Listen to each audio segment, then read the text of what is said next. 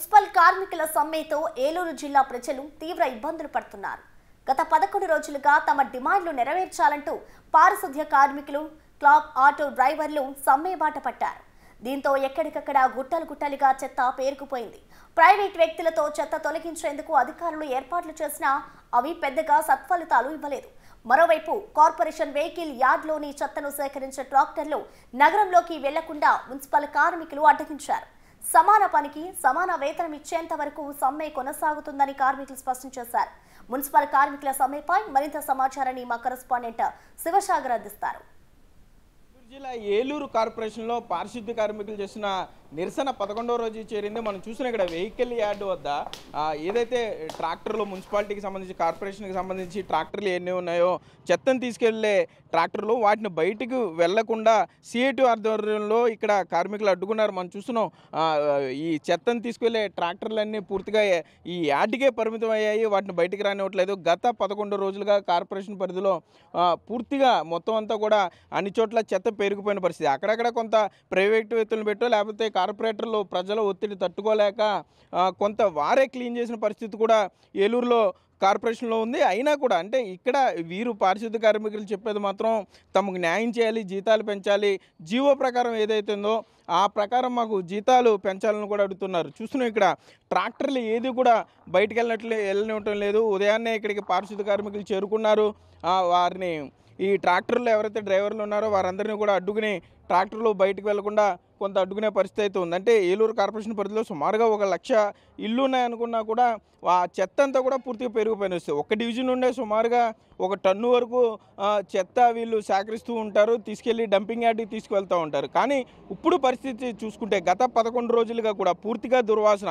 ఒక పక్క పారిశుద్ధ్య కార్మికులు, ఈ చెత్తను సేకరించేవారు, అండర్ గ్రౌండ్ డ్రైనేజీ, క్లాబ్ డ్రైవర్లు మొత్తం అందరూ కూడా ఈ నిరసనలోనే ఉన్నారని చెప్పుకోవచ్చు. అమ్మ, ఏంటి మీ ఇబ్బందులు ఏంటి?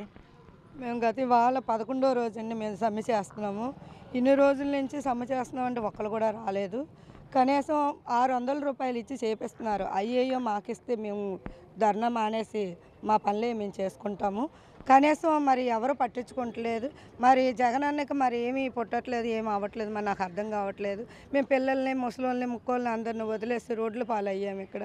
కనీసం మాకు ఒక్కరు వచ్చి కూడా ఏమి ఏదో చెప్తున్నారు, వస్తున్నారు, వెళ్తున్నారు, అంతవరకు మా బాధలు ఎవరో అర్థం చేసుకుంటలేదు. జగనన్న ఇప్పుడైనా కళ్ళు తెరిచి మా బాధల్ని అర్థం చేసుకొని మా ఉద్యోగాలు మమ్మల్ని చేసుకొనివి. ఏదో జీతం పెంచుతావు కదా అని మేము అద్దెలు కట్టుకోవాలి, కరెంటు బిల్లులు పెరిగిపోయినాయి, గ్యాస్ రేట్లు పెరిగిపోయినాయి. ఇవన్నీ మేము పేదవాళ్ళు మేము కట్టుకోగలమా? మీరు ఏం చెప్పారు? అక్క చెల్లెళ్ళారా, అన్నదమ్ముళ్ళారా, మీరందరూ మాకు మా వాళ్ళు, మా సొంతం అని అన్నావు. కనీసం మమ్మల్ని ఇప్పుడు పట్టించుకోవట్లేదు, రోడ్డు పాలన చేసావు. ఏంటి ఇది నీకు న్యాయమేనా? ఆ రోజున వచ్చి మిమ్మల్ని ఆదుకుంటాము, మిమ్మల్ని మేము చూసుకుంటాము అని చెప్పావు. కనీసం ఇప్పుడు ఈ రోజుకి వచ్చి మమ్మల్ని పట్టించుకుంటలేదు నువ్వు. ఇదేనా మాకు మీ న్యాయం చేసి? అందరూ ఎలాగ ఎటగారిస్తున్నారు. మీ జగనన్న గెలిపించారు, ఛాన్స్ ఇమ్మన్నాడు కదా, ఆయన ఇచ్చాము. ఇలాగైనా మీ జగనన్న చేసేది మీకు న్యాయం? రోడ్లు పాలు చేయడమా మీ కార్మికులందరినీ? ఇప్పుడు మాట్లాడుతూ చెప్తున్నారు సీఎం జగన్ గారిని ఎవరు పట్టించుకోవట్లేదని. అధికారులు ఎవరైనా మాట్లాడారా? నిజంగా ప్రభుత్వం పట్టించుకోవట్లేదు మీ సమస్యల్ని? ప్రభుత్వం పట్టించుకోవట్లేదండి. ఇప్పటికీ మాకు జీతాలు పెరగాలని ఈ ఇందు నిమిత్తమే దగ్గర 40-50 సార్లు పైనే మా యూనియన్ తరఫు నుంచి మా కార్మికులు లెటర్లు పెట్టడం, పిటిషన్ వాళ్ళకి మేము తెలియపరచడం జరిగింది. ఇప్పటికొచ్చి ఎవరు స్పందించలేదండి. మేము ఓటేసి గెలిపించుకున్నది ఒక నమ్మకంతో. ఆ నమ్మకాన్ని ఉమ్మపాలు చేయకూడదని మా ఉద్దేశం అండి. మేము ఎవరినన్నా ఒక నాయకుడిని ఎన్నుకున్నామంటే మాకు మేలు జరుగుద్దని. ఒక కార్మికులుగా మాకు ఏ మేలు జరగలేదండి. మేము ఈరోజు రోడ్లకి ఎక్కామంటే కారణం బికాజ్ మా నమ్మకం మమ్మల్ని దెబ్బతీసింది. ఎందుకంటే మేము రేపు రోజున ఎన్నుకోవాలంటే మాకు కూడా చాలా భయంగా ఉంది. మేము కార్మికులమే కాదు, ఒక ఓటు హక్కు ఉన్న హక్కుదారులం కూడా. మేము ఓటు అనేది వేయాలి. ఒక కార్మికులు రోడ్డు ఎక్కి చెత్త తీస్తున్నామని అంటే రేపు ఎలక్షన్స్ అనేవి వస్తే కనుక మేము ఓటు వేయాలి. దాని నిమిత్తమే మేము నెక్స్ట్ ఎలక్షన్లో ఎవరు గెలిపించుకోవాలన్నది కూడా మేము చాలా సందేహంలో ఉన్నామండి. ఎందుకంటే మాట తిప్పనని మీరు ముందుకు వచ్చారన్న, మీరే మాకు ఒక నమ్మకాన్ని ఇచ్చారు. మీ రాజశేఖర రెడ్డి, మీరు మీ నాన్నగారి ప్రకారం మిమ్మల్ని మేము ఎన్నుకున్నాం. ఒక అవకాశం అనేది మేము ఇచ్చాం, మా నమ్మకాన్ని నిలబెడతాననుకుంటున్నాం. ఇవాళకి 11వ రోజన్న మేము ఈ ధర్నాలోకి వచ్చి ఈ సమ్మెలో తిండి తిప్పలు మానుకొని ఇక్కడ 1:30 వరకు ఉంటున్నా మాకు ఎటువంటి ఉపయోగం లేదు. మళ్ళీ నైట్ శానిటేషన్ అనేది ఏంటి ట్రాక్టర్లు అడ్డుకున్నారా మీరు? మీ వెనకాల ట్రాక్టర్లు వెళ్ళనీయకుండా వర్కర్స్ అందరూ ఉండిపోయినా కూడాను ట్రాక్టర్ డ్రైవర్లను పెట్టుకొని బయట వాళ్ళని పెట్టుకొని వెళ్తున్నా. దీనివల్ల మాకు యూజ్ ఏం లేదు. ఎండెక్కేంత వరకు తిండి తిప్పలు మనం కూర్చుంటున్నాము. నైట్ శానిటేషన్ అనేది జరిగిపోతుంది. ఆర్ఆర్పేటలో 1 టౌన్లో ప్రతి చోట నైట్ శానిటేషన్ జరుగుతుంది. వైసీపీ కార్పొరేటర్లే ఎక్కువ ఉన్నారు మన ఏలూరు నియోజకవర్గంలో. వాళ్ళే ట్రాక్టర్లని వెహికల్స్ని ఆర్ఆర్పేటలే దాచిపెట్టి బళ్ళు వాళ్ళు ఇళ్ళకాడ పెట్టుకొని జనాన్ని పెట్టుకొని పని చేపిస్తున్నారు. రేపు రోజు వచ్చి మీ ఓట్లు ఎలాగేస్తారు, మా ఇళ్ళకి ఎలాగొస్తారు మీరు? అప్పుడు అక్క చెల్లి తమ్ముడు అనుకుని వస్తారు, అవునా కాదండి? మరి మేమేమైపోవాలి అప్పుడు?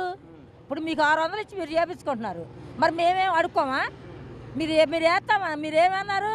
మీ రాతకోతలో మీరు పాదయాత్ర చేసినప్పుడు మీ రాతకోతలో చెప్పారు మేము పర్మనెంట్ చేస్తాం 6 నెలలు అన్నారు. 6 నెలలు మీరు పర్మనెంట్ చేసింది ఏది? 4 సంవత్సరాలు అయ్యింది, మేము అడుక్కోమా?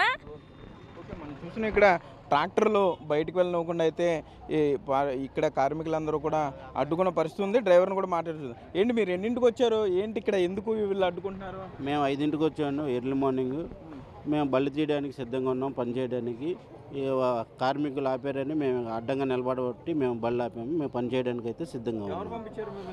మమ్మల్ని మా అధికారులు కమిషనర్ గారు, హెల్త్ ఆఫీసర్ గారు, మేము అవుట్ సోర్సింగ్ డ్రైవర్స్ అండి.